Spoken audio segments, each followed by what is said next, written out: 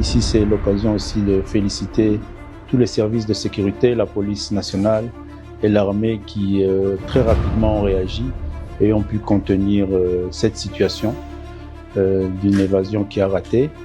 Là, nous avons responsabilisé une petite commission qui est en train de faire le suivi et surtout le suivi des enquêtes parce qu'il faut retenir qu'il y a quand même eu des dégâts, des pertes en vies humaines, des blessés et surtout les dégâts matériels au niveau de la prison centrale. L'administration et le greffe ont malheureusement pris feu. Donc ce sont des situations que nous sommes en train de suivre en urgence qui vont nous permettre aussi dans les heures qui suivent d'avoir un bilan assez détaillé sur ce qui s'est passé et nous viendrons encore une fois devant. Responsable bomi batou bon normal pour remercier batou bomi batou pour la vie normal le peuple comme on faut le les boiler ba ko même na kacha batoire puis on a ti veste normal au bimi pour remercier ma pipa la biso na musala o basali ba ko maîtriser ba prisonnier te pour ceux qui na ko boma bango.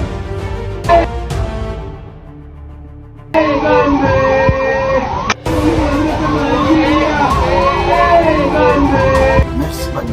Vous la moi j'ai fait dans les gens j'ai fait dans les merci. Donc batoboli à partir awa babimi et puis bazaki au monde na libende nyoso babimaki ko puisque tant au monde du sous babimaki mais évadé ta moko kimité ya ok donc évadé ta moko zate zakaka ils ont osé au moins place après bameka qui a simbité.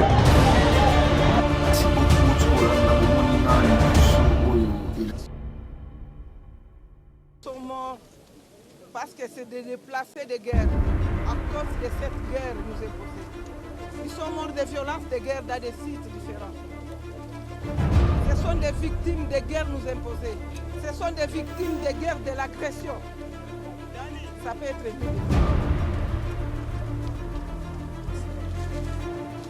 une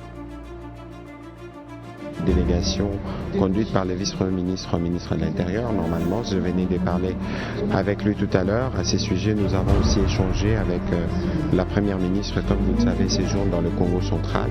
Et donc, le sujet a été pris à bras-le-corps. Et dans les prochaines heures, en cours de journée, on pourra communiquer sur un certain nombre de détails sur les circonstances de cet événement.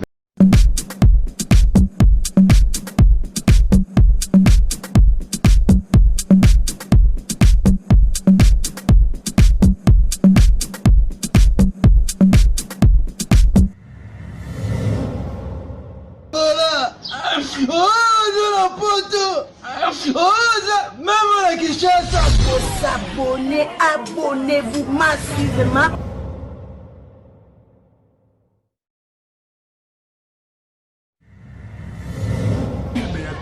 Aujourd'hui émission, il y a bien, ni on se voit à et ça. Il y a un signe de biso ni je te sais moi cerveau, tu sais gagner que ça là, tu s'abonner.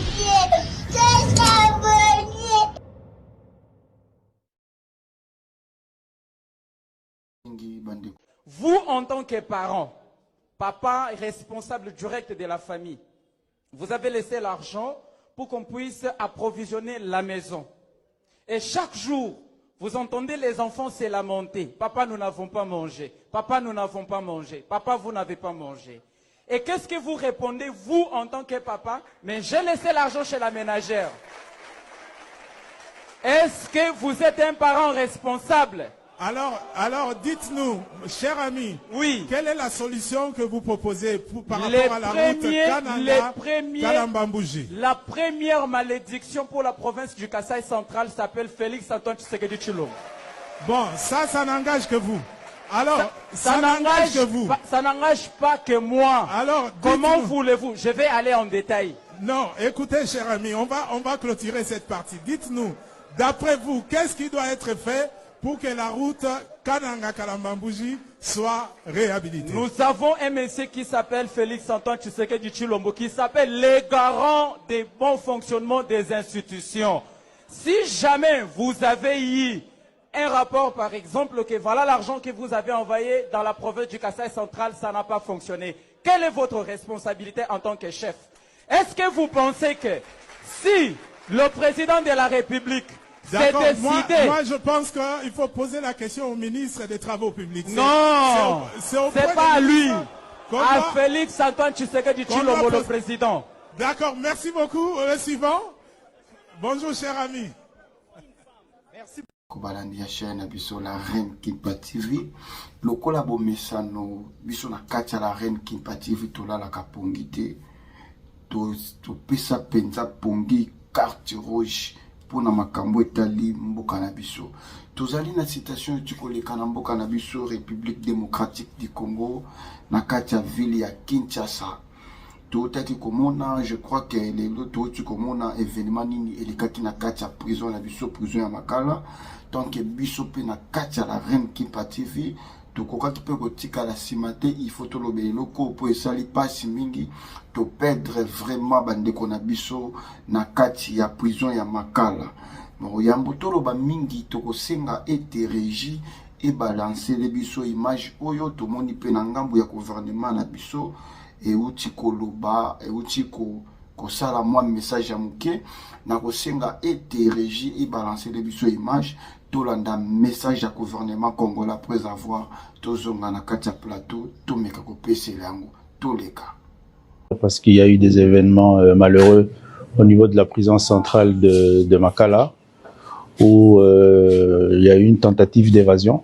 Ici, c'est l'occasion aussi de féliciter tous les services de sécurité, la police nationale et l'armée qui très rapidement ont réagi et ont pu contenir cette situation d'une évasion qui a raté. Là, nous avons responsabilisé une petite commission qui est en train de faire le suivi et surtout le suivi des enquêtes parce qu'il faut retenir qu'il y a quand même eu des dégâts, des pertes en vies humaines, des blessés et surtout des dégâts matériels au niveau de la prison centrale. L'administration et le greffe ont malheureusement pris feu. Donc ce sont des situations que nous sommes en train de suivre en urgence qui vont nous permettre aussi dans les heures qui suivent d'avoir un bilan assez détaillé sur ce qui s'est passé et nous viendrons encore une fois devant vous pour communiquer à la nation ces résultats-là. La reine Kimpa TV kimaka vraiment mbangu na image biso tolingaka vraiment koloba mingi te maloba penza ele image elekaka maloba na ebele bande ko bolandi vidéo on a tieli bino na bukebi nyonso. Donc selon le gouvernement congolais police na biso ba militaire na biso tous les services eux kengelaka prison basali musala ya malamu baye ko remercier bango. Honte à vous gouvernement congolais, soi-disant gouvernement responsable. Vous en avez sonité. Donc musala ya malamu oyo vous faire comprendre biso la minute où ezali musala opo ba policier basali ou bien oyo armée na biso esali ya ko boma bande ko na biso na kati ya prison ya Makala.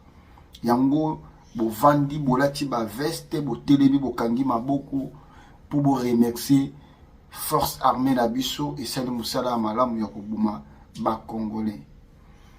Eza pasi ya kozala na gouvernement lokola gouvernement otozana yango peuple congolais eto loba na bino botema bolamuka bofinga biso ba ene dans la marque ya bateau bopesi confiance soi-disant gouvernement. Donc aye ko remercier musala o basali ya ko sasa ba congolais na kati ya prison. Eza na bato mususu bakota na kati ya prison wana ayibaka lipa ya pamba. Mususu akota na kati ya prison wana puka abundaki. Mususu akotaki na kati ya prison bakoselaki epe makambo. Toyebi position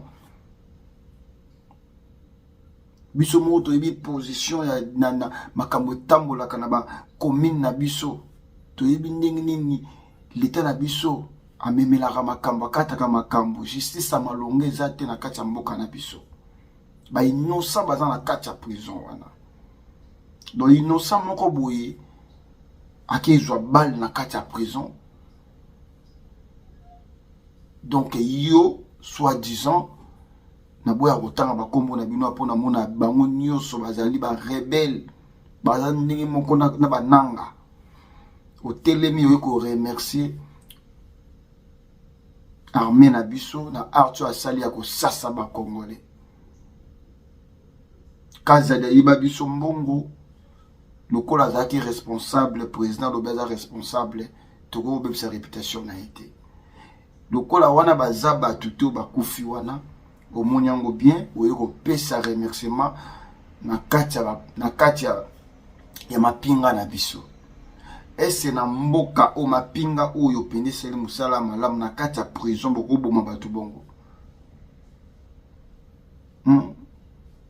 prison wana ndenge eza bongo mpona komaîtriser baprisonnier oyo basiliki na kati ya prison il faut komassacre bango bongo wana neza service ya malamu oyo bimi olateli baveste pour ko remercier bato babomi peuple congolais franchement tu éviter ce Congo déjà tu comprendre le monde na théorie déjà Congo comment d'ailleurs ba Rwandais tout c'est la cas pratique donc c'est-à-dire que bomi na ba congolais ba yoko pesa yo merci pour bomi ba congolais donc retrouvons normal donc Congo penda il a ça clair et comment la moya ba Rwandais donc ce que tu as bien la théorie déjà et comment ya ba Rwandais et quelqu'un na pratique tout le monde bato wana basalaki des autres ko buka prison soki boboka kata gaz à pamba ngare maîtriser bango même ata babimaki bakimaki bosana moyen te akoluka banquette bokanga bango libanda bokozwa bango te ba irresponsable boza ba irresponsable bobomi batu bomonyango normal boye ko remercier batu babomi batu pona bino eza normal donc peuple congolais mo kufa loko le boele bako mema na kacha batoire pe olati veste normal obimi oye ko remercier mapinga na biso na musala o basali bakoki ko maîtriser ba prisonnier te bosuki na koboma bango bokanisa bato bokanisi mboka liboso na mokili ba prisonnier ba meka ko kimeza ka Congo ba mboka pe bena ba poto pe salamaka ese ba traitango na façon bino bo traitango musala malamu bino bo sali yango wana bino bo na problème bino bo za batute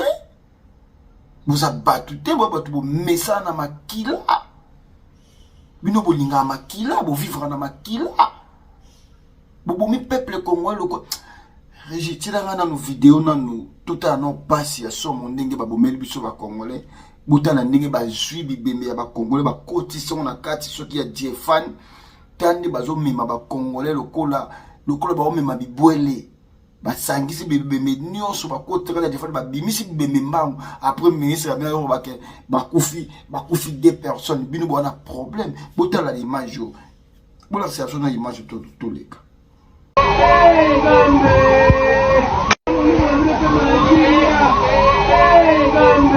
Merci bandiko botu kolanda bomoni Diefan wana zoleka Diefan wana ememi bibembe franchement il a passé na ozanga même eloko loba omona bato bokamba biso na degré ça passe régie to senga na régie balancer no image botala na bilili ndenge nini ke bandeko ba mekaki ko tenter pour na ko buka prison botala ndenge ba buka je crois ils en a batu soupe déjà ba bimaki to sengi bilili et lo bana place ya maloba tous les cas.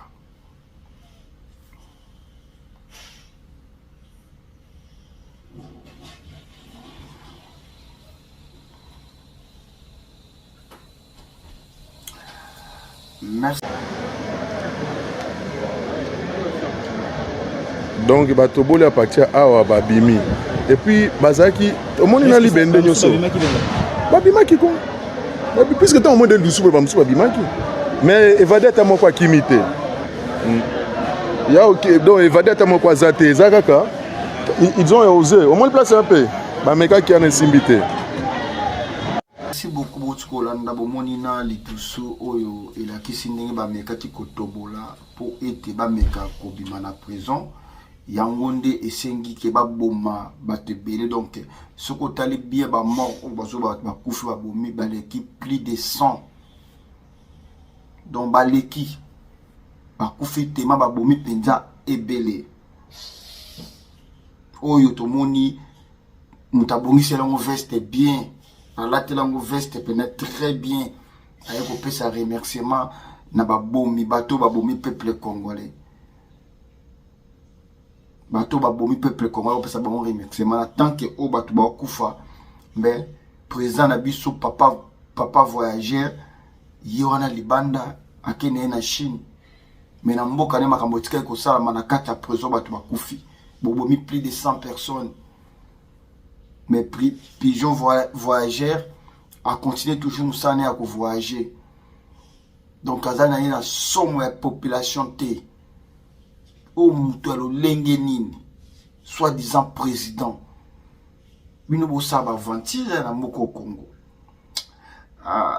Congo tout ça nini donc peuple congolais tout babo telema bozo telema te bozo zwaka toujours makambo na aventure botelema na même les lokaka les ndikar les deux au makambo salami na kati ya est ya mboka na biso susu bane kokunda bibembe oyo balobi bibembe oyo batu oyo bakufaki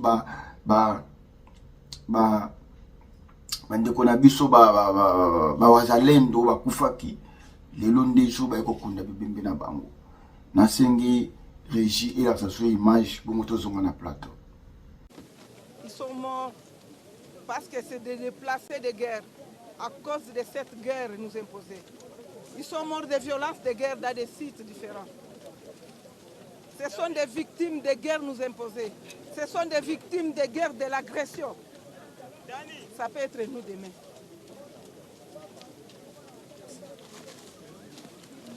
Merci beaucoup pour ce image. Oezo leka na est na biso koto na kin na ville Kinshasa koto yo ba bomi batu na prison kuna pe na est na biso ezaki jour ba kundi ba wazalendo oyo ba lobi wa wazali o tilo mbabomaki kwa to ebite mboka na biso tozo kufa mingi bana mama Kongo to kufi mingi botala ndingi tozo kufa tina kati capitale peuple congolais na kosenga na tous les peuples congolais oaza conscient na kosenga na bana Congo nyos bolamuka ensemble to bundela mboka to libérer mboka bato basimi mboka na biso bakangi mboka na biso en otage ezo senga ngana yo to telema cette fois-ci to bundela mboka na biso to zelate batumo bauta na nord sud bakoya ko libérer biso lokuta peuple congolais telema biso ni to na to ko libérer mboka wana nazo proposer bino sur vidéo msubolanda Patrick Muyaya boyoka oya lobi apoto zonga na plateau toleka. On va dire, c'est une tentative d'évasion à la prison centrale de Makala. Les services d'ordre et de sécurité ont intervenu. Il y a eu beaucoup d'écrépitements de balles d'après les rapports qui nous ont été donnés, mais il y en a eu aussi des balles de sommation pour essayer de contenir la situation qui s'y déroulait. Au moment où je vous parle, la situation est revenue au calme et il est envisagé une descente sur le site d'une délégation conduite par le vice-premier ministre, ministre de l'Intérieur. Normalement, je venais de parler avec lui tout à l'heure. À ces sujets, nous avons aussi échangé avec la première ministre, comme vous le savez, séjourne dans le Congo central. Et donc, le sujet a été pris à bras le corps et dans les prochaines heures en cours de journée, on pourra communiquer sur un certain nombre de détails sur les circonstances de cet événement, mais aussi sur éventuellement les bilans de ce qui a bien pu se passer et l'opinion n'en sera que bien édifiée. Ici, pour les parents qui ont hésité, aujourd'hui c'est le premier jour de classe et j'aurais pu le faire si c'est pas trop tard pour ce qui vont l'après-midi. Les enfants peuvent aller à l'école et peuvent vaquer à leurs occupations. La situation est sous contrôle. Il n'y a rien à craindre. En tout cas, il n'y a rien à craindre. Il y a des choses qui se sont passées la nuit. On en saura davantage tout à l'heure. Je venais d'ailleurs d'avoir aussi le ministre d'État, ministre de la Justice, parce que vous savez que la prison, c'est de son ressort, qui effectue une tournée à l'intérieur du pays, qui va l'écourter pour aller aux côtés du vice-premier ministre, ministre de l'Intérieur, essayer de suivre un peu ce qui se passe et d'apporter évidemment des solutions rapidement et surtout des dispositions pour que des pareils événements ne puissent plus se répéter. Merci, monsieur le ministre. C'est moi. Bolanda qui première vidéo ka bango bata gouvernement bolandi susu bango bata gouvernement boyo ki sika nini batangi ke batu bakufi wana batangi te donc vous sentez que ça ba bomi peuple congolais nanko donc pour comprendre que ba bomi donc c'est-à-dire que ba na posa na binoté bazo boma bino nanko boki mouyaya, boki déclaration mouyaya. Et c'est mouyaya tangi alobi que oui, c'était chose à calmer. Le policier ba yaki ba maîtriser. Ba betimo ba balle, ba massage ba obeta pour calmer situation. Donc atangi te ke batu ba kufi, mais toza combien de morts ba kufi na kati ya prison ou no boye bina ba image toza on ba téléphone na biso YouTube a permettre de tout leur ba image na awa. Ce que YouTube a permis à imaginer des cas, tous les images sur le gouvernement au Bahami terme bateau baza bateau mami tema mabe au sakanate baza ba mama na mitema mabe baza bandoki. Est-ce boyoki ba atanga tali solo ya bateau ba kufi? Est-ce que gouvernement responsable à cause de discours na ya boy? Donc ba compter biso lokwa biso banyama bandika so bazo kufa lelo na kati ya villa Kinshasa saza ba famille belé les angi bato. Franchement eza passe na ba kina yoko loba mingi te o nengi na loba ka yango wana tal sabino ke gouvernement ni tozanango ezo senga na peuple congolais to la muka to libérer mboka to telema to benga na bato yo to bima na kati ya parti politique ngana osenga na peuple congolais bima na kati ya parti politique zala fanatique ya mboka Congo kozala fanatique ya politicien te baza mitema mabe bato balinga biso te ba profitaka na sima na biso pour ete balakisa bato yo batia bango ba pouvoir ete bana population mais bazaka na posa na biso te bobimaki boke yamba fayo le population na so bobimaki pour bolela ta passe na bino obozanga courant bozanga maya komela inge tam sous chance mais inge na kata mboka na bobima na sima ba politicien bango nyonso ngana nazalaka jamais na confiance à politicien bango nyonso baza bato ba distrait peuple congolais ba osala musala ya empire Imatutsi peuple congolais ba kosi biso mingi tozaki na sima na bango loko malonga te o ba aider biso ba osala toujours ba intérêt na bango to telemanga na to libérer mboka na biso. Merci beaucoup na baki na koloba mingi te zaki moi vidéo mo ramuke pona lona sukiawa bye.